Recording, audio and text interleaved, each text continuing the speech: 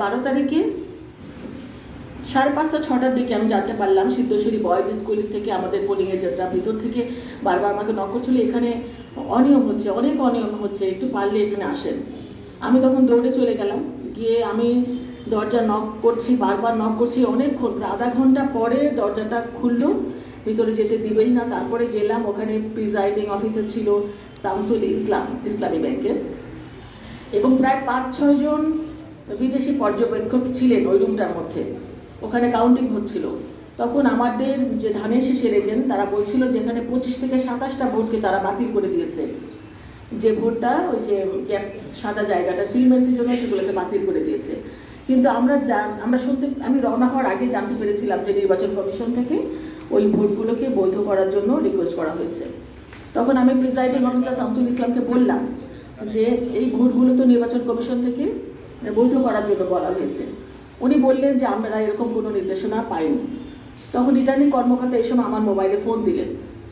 আমি কখন বললাম যে ভাই, এখানে তো রিটার্নিং কর্মকর্তা শামসুল ইসলাম, উনি কথা শুনতে চাচ্ছেন না, উনি এগুলোকে মানতে রাজি না।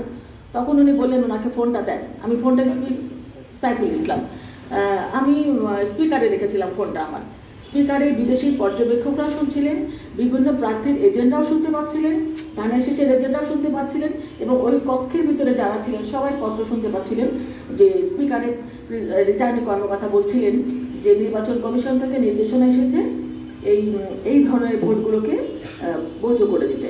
এখন এটা বাস্তবায়ন করবেন কি না করবেন সেটা সম্পূর্ণ আপনার ব্যাপার। তারপর উনি ফোনটা রেখে দিলেন। সেই শামসুল ইসলাম বললেন যে আমি এটা মানতে রাজি না।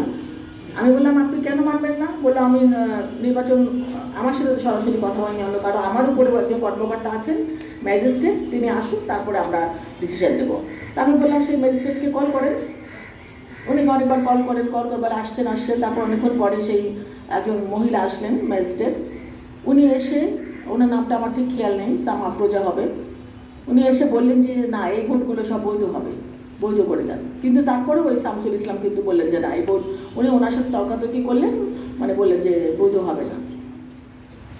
কিছুক্ষণ পরে ওই ম্যাজিস্ট্রেট তখন বললেন যে আমার আরেকটা জায়গায় একটা অনিয়ম হচ্ছে, আমি ওখানে একটু চলে যাই। তখন আমি বললাম যে আপনি এই জিনিসটা মানে সলিউশন না করে আপনি চলে যাচ্ছেন, তাহলে এটা কি হবে? তখন উনি বললেন যে আমি কিছুক্ষণ পরে আবার আসছি।